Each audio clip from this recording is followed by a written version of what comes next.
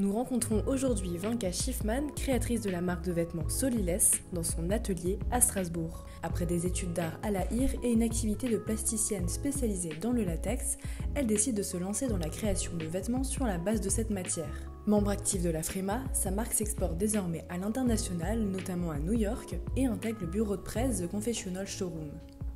Je faisais de la peinture avant et j'enseignais la couture et j'avais envie de trouver un matériau qui sur le tissu ne craquelle pas quand il est tordu, manipulé. Et le latex en fait permet ça.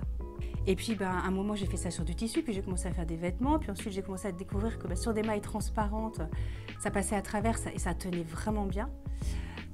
Parce que c'est pris dans les petits trous. J'ai quitté le latex un petit peu pendant le Covid.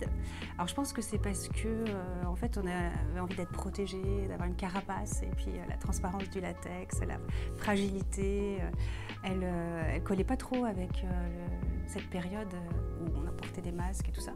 Et donc je me suis mise à faire des sports de carapace d'armure avec des formes très géométriques et des volumes très structurés, des matériaux assez structurants, enfin rigides, comme le néoprène, l'hermèche et plus récemment le tissu faumé.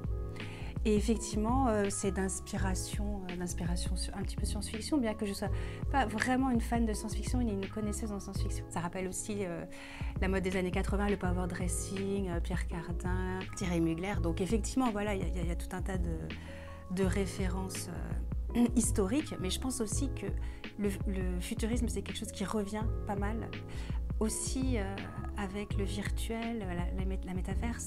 Mais moi, j'aime bien que le vêtement signifie des choses, j'aime bien qu'il raconte quelque chose, et j'aime bien l'audace, l'ostentation dans le vêtement. Et donc, ça colle bien, effectivement, ces volumes très structurés. Là, je travaille en plus l'or et l'argent. Alors, en fait, ça, c'est un Bombers. Je pense que c'est une des pièces les plus excentriques que j'ai faites récemment. Je pense qu'elle est à la limite du costume. C'est-à-dire que si je vais au-delà, je vais rentrer dans le costume et je veux rester dans le vêtement, en fait. Donc voilà, c'est une pièce charnière pour moi. Elle est dans des matériaux, donc c'est du tissu faumé. Je le matelasse, c'est-à-dire qu'en fait, je fais des surpiqûres, comme sur des anoraks. Moi, j'ai envie de faire des vêtements vraiment pour tous les jours, mais pour des gens qui ont un peu d'audace. Alors après, ils mettront un jean et un t-shirt, voilà, puis ils auront juste le Bombers un peu original.